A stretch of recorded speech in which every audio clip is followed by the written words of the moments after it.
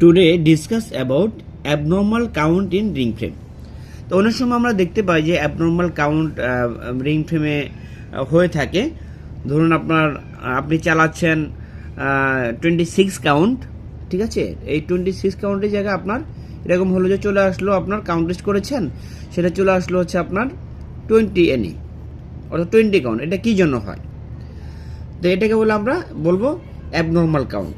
এটা হওয়ার কারণ হচ্ছে যে আপনার কয়েকটি কারণ হতে পারে। যেমন ধরুন ব্যাক বটম রোলার জ্যাম, অর্থাৎ ব্যাক স্টিল রোলার যেটা আছে সেটা অনেক সময় জ্যাম থাকে।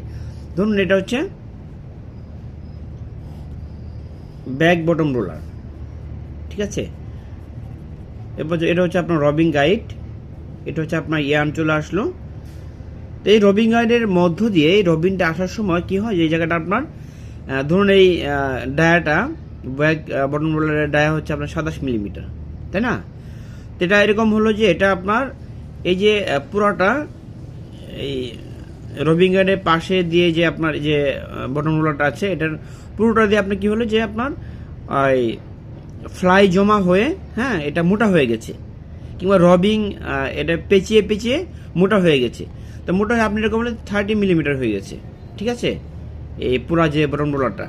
তাহলে কী হবে? তাহলে কিন্তু আপনার কাউন্ট ভেরিয়েশন আসবে, তাই না। এই জন্য আমাদের খেয়াল রাখতে হবে যে ব্যাক স্টিল রোলার অর্থাৎ ব্যাক বটম রোলারটার জন্য সবসময় ক্লিন থাকে, অপারেটরের মাধ্যমে সেটা করতে হবে।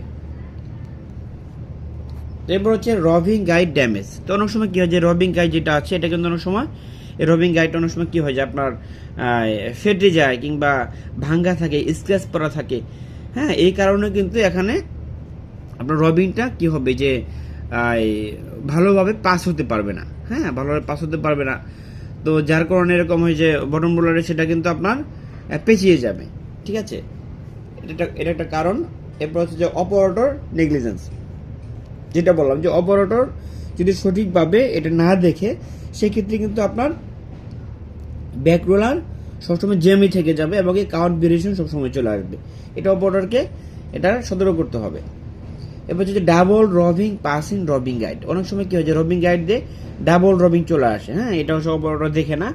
তো এই ডাবল রবিং চলে আসার কারণে এটা হতে পারে 26 কাউন্ট আপনি চালাচ্ছেন, 20 কাউন্ট হয়ে গেল, কাউন্ট লিস্ট করছেন, সেটা হচ্ছে আপনার 20 কাউন্ট চলে আসলো, ঠিক আছে।